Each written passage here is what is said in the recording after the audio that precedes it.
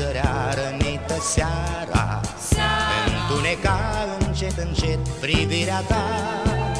Nu înțeleg ce s-a întâmplat. Oare pentru ce, fără un cuvânt, pe un drum sub zără tu ai plecat? Nu m-am gândit la despărțire, acum când eu credeam mai mult în dragoste. Iubirea mea nu-i frunză în vânt, nu-i nălucire. Cu tine eu doresc să-mi depăn clipele. Nu m-am gândit la despărțire, dar dacă azi te-ai hotărât și vei pleca, eu îți doresc să ai noroc și fericire. Și uită-mă, sunt trecător prin viața ta.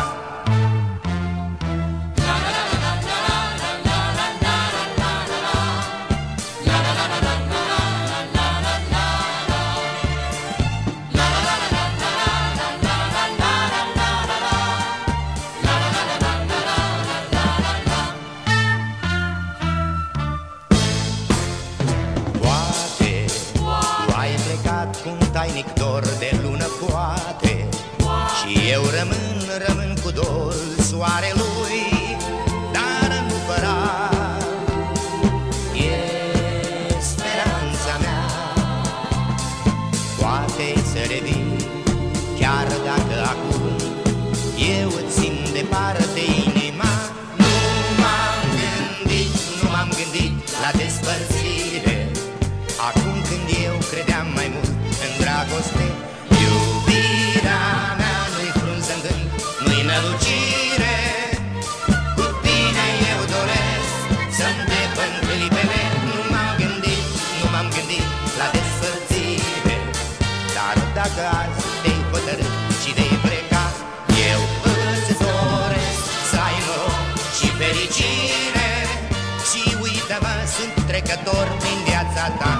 Nu m-am gândit la despărțire, acum când eu credeam mai mult în dragoste. Iubirea mea nu-i frunză în vânt, nu-i nălucire. Cu tine eu doresc să-mi depăn clipele. Nu m-am gândit la despărțire, dar dacă azi te-ai hotărât și vei pleca, eu îți doresc să ai noroc și fericire. Și uită-mă, sunt trecător prin viața ta.